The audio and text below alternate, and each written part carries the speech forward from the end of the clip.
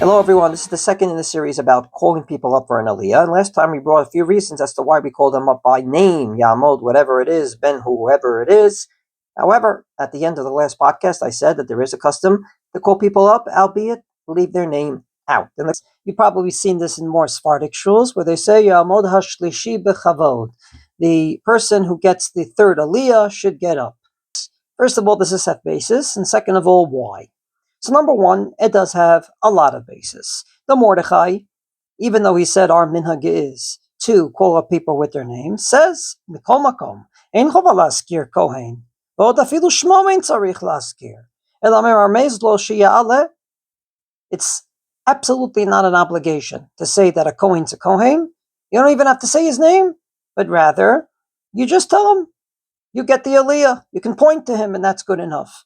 V'chein shamati shaya oseh krovi, harav Rabbeinu Shmuel mi bai berek.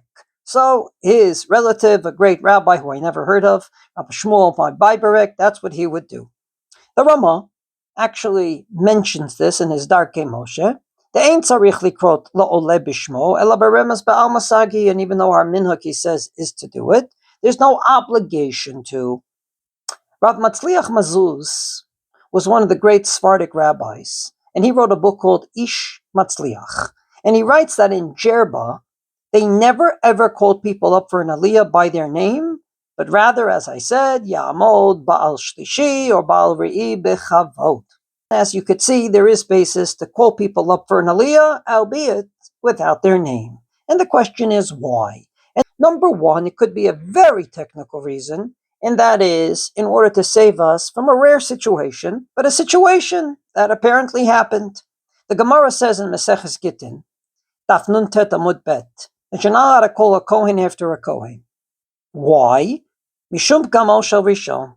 Because if you call up a Kohen, say for the second Aliyah, they'll say, he's not a kosher Kohen. He may be from the tribe, but a kosher Kohen he is not. He's getting the Levi Aliyah. Or if you call him up for Shlishi, they'll say, he's not a kosher Kohen, he's a regular Yisrael, maybe he's a Halal. So for that reason, you either call him up for the first Aliyah, or you don't call him up at all. Well, what do? If you have a city that everyone is a Kohen, you have a minyan that everyone is a Kohen.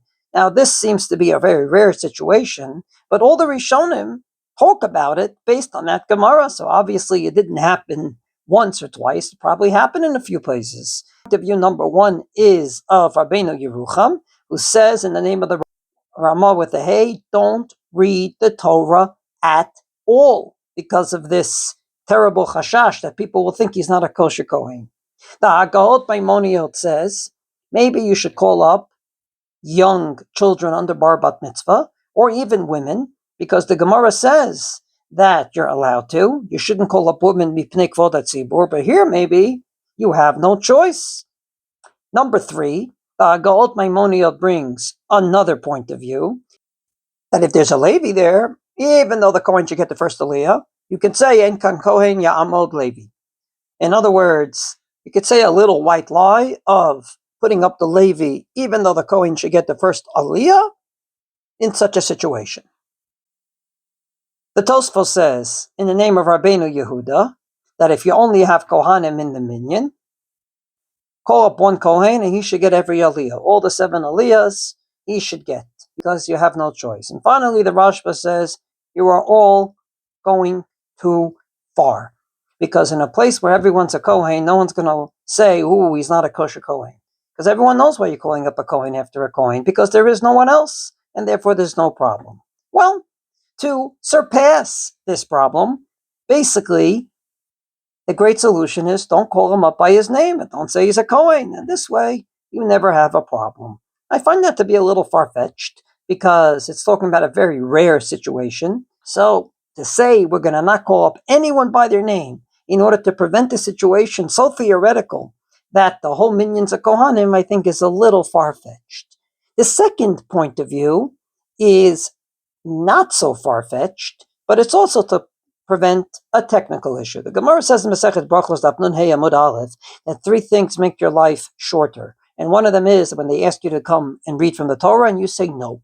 So usually if you get an Aliyah, you don't say no. But there could be a situation where, say, you're in the middle of the Amidah and you have to say no. So comes along the Chida and says, in the holy city of Yerushalayim, we don't call people by their name because of this. Maybe he's in the middle of Shema or Shemona Esrei, he can't get the Aliyah, and then we're going to make his life shorter. From this perspective, that's the reason why we do not call him up by his name. And the Kaf HaChaim repeats this in his name and says, we have a solution. We give out cards made out of gold, silver, and we tell people which Aliyah they get, albeit we don't call them up by their name. It seems like a great solution. However, there is a responsum called Hillel Omer. It was written by Rav Hillel ben Eliyahu Posek. His years 1881 to 1953.